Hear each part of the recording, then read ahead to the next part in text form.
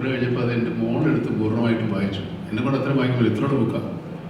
അപ്പോൾ എൻ്റെ മോള് വായിച്ചിഷ്ടപ്പെടുന്ന പുസ്തകങ്ങൾ വായിക്കുന്ന ആളാണ് അദ്ദേഹം.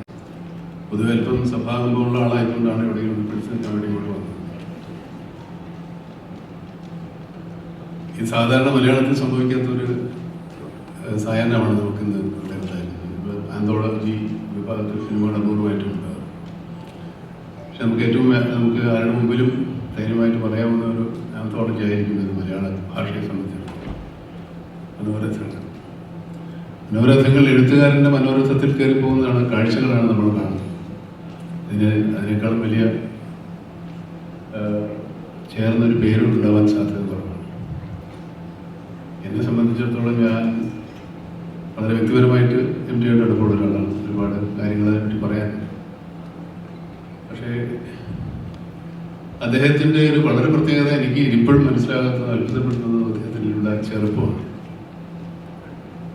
ചെറുപ്പം എന്ന് പറയുമ്പോൾ എല്ലാ കാര്യങ്ങളും, സമകാലീന സംഭവങ്ങളെക്കുറിച്ച്, രാഷ്ട്രീയ, സാമുദായിക, സാംസ്കാരിക, സാമ്പത്തിക, സാഹിത്യ എല്ലാ കാര്യങ്ങളെ പറ്റിയും അദ്ദേഹത്തിന് നല്ല കറക്റ്റ് അപ്ഡേറ്റ് ആയിട്ടുള്ള വളരെ പുതുക്കപ്പെട്ട ഒരു അറിവുള്ളതാണ്.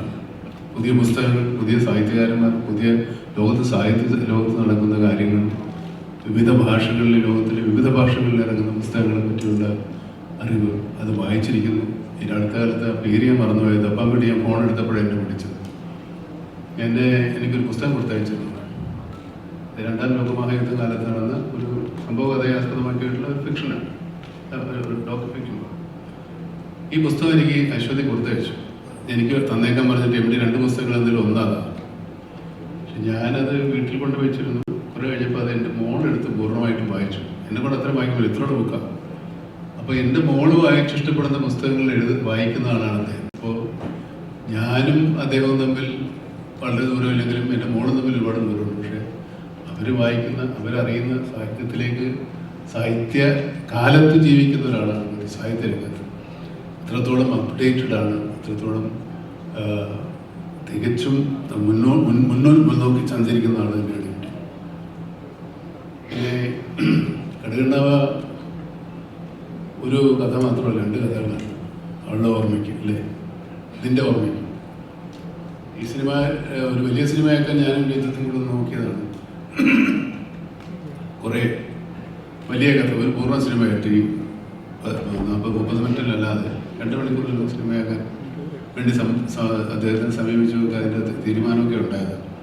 അതിൻ്റെ ഒരു വൈകല്യ കാരണം, ഈ സിനിമ എടുക്കുമ്പോൾ ഞങ്ങൾ തമ്മിൽ അതിൻ്റെ ഒരു വൈകാരികമായ അടുപ്പം കൊണ്ട് ഇത് തന്നെ അങ്ങ് ആക്കാമെന്ന് തീരുമാനിച്ചതാണ്. വേറെ ഒരുപാട് കഥകളുണ്ട്. ഇതിന് എല്ലാത്തിലും അഭിനയിക്കാൻ എനിക്ക് ആഗ്രഹമുണ്ട്. എല്ലാം എനിക്ക് തരില്ലാത്തതുകൊണ്ട് എനിക്കൊന്നേ കിട്ടും.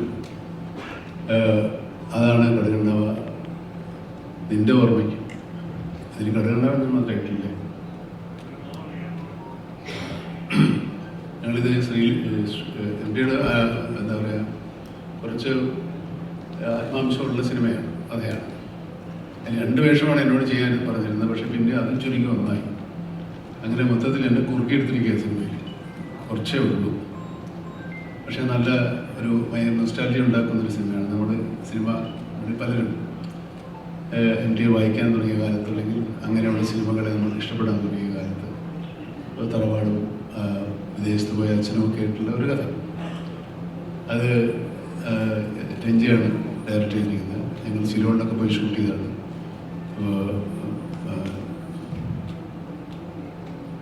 മഹേഷ് പറഞ്ഞ പോലെ ഞങ്ങളും ഫോറിലാണ് ഷൂട്ട് ചെയ്തത്. ഇവിടെ മഹേഷിൻ്റെ ഇവിടെ കാനഡയിലാണ് ഷൂട്ട് ചെയ്തത്, ഞങ്ങളുടെ ഇവിടെ ശ്രീലങ്കയിലാണ് ഷൂട്ട് ചെയ്തത്. അങ്ങനെ പ്രത്യേക ഒരു സിനിമയാണ്. എംടിയെ സംബന്ധിച്ചിടത്തോളം അദ്ദേഹം ഈ സിനിമയ്ക്ക്, അല്ലെങ്കിൽ ഈ തിരക്കഥയ്ക്ക് ഒരു സാഹിത്യ രൂപം ഉണ്ടായിരുന്നില്ല.